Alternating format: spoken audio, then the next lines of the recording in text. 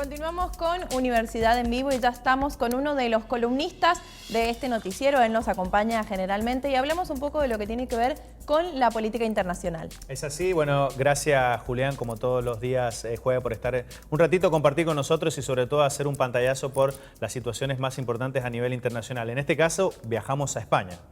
Así es. Bueno, Gastón, Ana Paula, ¿cómo les va? Bien. Efectivamente tenemos que hablar de Europa, cruzamos el Atlántico después de tanto Latinoamérica. Sí.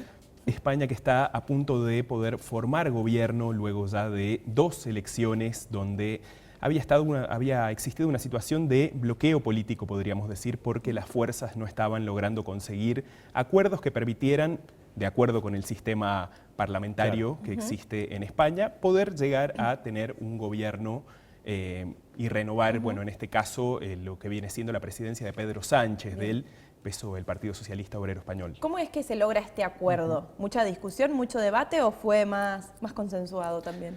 Bueno, yo creo que en este caso las propias circunstancias ya terminaron obligando a estas 2 fuerzas que van a formar gobierno, que son el PSOE y que son Unidas Podemos, el nuevo nombre de Podemos, porque luego de las elecciones anteriores que habían sucedido en España, las 2 fuerzas ya tenían la capacidad de armar un gobierno de coalición. Sin embargo, no hubo acuerdo en ese momento, hubieron muchas discrepancias sobre cómo repartir ministerios, sobre todo.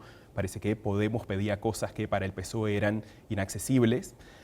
No alcanzaron las negociaciones y ya con unas nuevas elecciones, con resultados similares, pero donde de hecho ambas fuerzas terminan perdiendo algunos escaños en el Parlamento, se logra, bueno, un acuerdo, yo diría, forzado también por las circunstancias políticas del país. ¿No? Claro. Inédito, teniendo en cuenta, digamos, que estas fuerzas de coalición, por lo menos en la historia democrática de España, digamos, no se había conocido, digamos.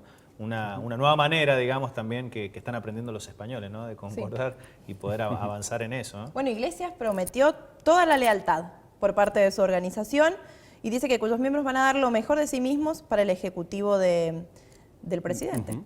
Bueno, es realmente notable esto porque España es un país que desde que termina la dictadura de Franco ha estado caracterizado por un bipartidismo fuertísimo. Los gobiernos se los han repartido o el PSOE o el Partido Popular, pero siempre en soledad, siempre logrando formar gobierno en base a la propia fuerza de cada partido. Ahora sí estaríamos viendo un acuerdo entre 2 fuerzas distintas y además incluyendo a Podemos, que es una de las novedades del sistema político español. Surge luego de la crisis enorme económica del 2008-2009, que daña muchísimo a la economía de la Unión Europea y esta es la primera vez que ellos van a lograr ingresar al gobierno y lo hacen nada menos que logrando ubicar a el líder de la formación como vicepresidente del gobierno. Claro. Bueno, esto tendrá, digamos, imagino un impacto importante justamente en lo que es la Unión Europea, bueno, sobre todo, digamos, en el sistema económico, ¿no? Que siempre también están en discusión. Muchos asuntos tiene que observar la Unión Europea en este momento. Recordemos que Pedro Sánchez ya venía gobernando desde lo que fue la moción de censura a Mariano Rajoy, desde que termina el gobierno del Partido Popular con Rajoy, quien ya no pudo evitar más tapar su responsabilidad en diversos asuntos de corrupción que estallaron en España. Sí fortalece la posición de lo que podrían ser los partidos más progresistas dentro del bloque de la Unión Europea. Hay países donde en este momento hay gobiernos, que podríamos decir, de tinte social, progresista, como el de Portugal.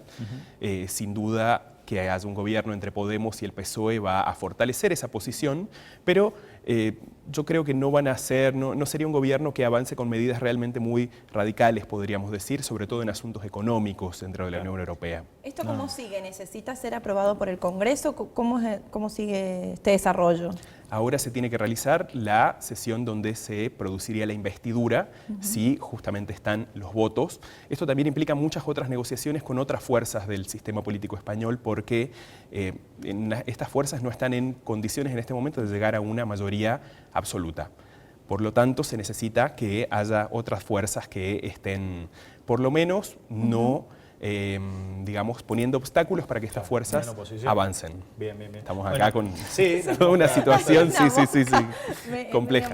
Juli, bueno, por último, un poco, imagino que este cambio de gobierno, bueno, la continuidad de alguna manera de lo que España estaba ya trabajando desde hace un tiempo.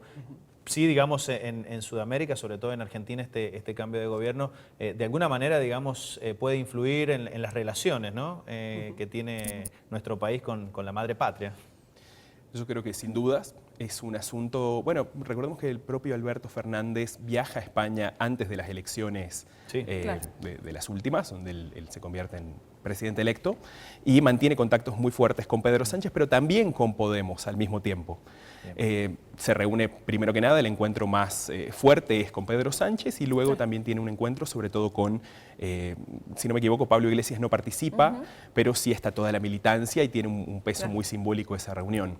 Otro asunto que creo que vale la pena hacer notar acá es que tal vez haya una cierta discrepancia con respecto a América Latina entre estas dos fuerzas, a la relación que estas fuerzas políticas españolas quieren que, bueno, que España mantenga con los distintos países latinoamericanos. Porque, por ejemplo, a horas de que se produce el golpe de Estado contra Evo en Bolivia, Pablo Iglesias sale a denunciarlo, sale a decir esto es un golpe de Estado con todas las letras, y Pedro Sánchez mantiene una postura más de silencio, podríamos decir. Días antes la postura del gobierno español era tenemos que ver qué es lo que sucede con la auditoría de la OEA. Claro.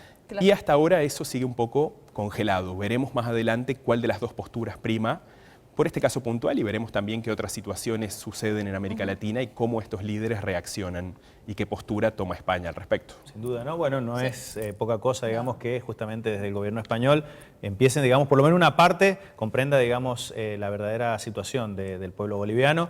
Hay que ver justamente, como decías vos, bueno, cuál es lo que prima o cuál es la posición que prima justamente en cuanto a su opinión, que no deja de ser importante, la visión de Europa y sobre todo de España en las situaciones que pasa en Latinoamérica.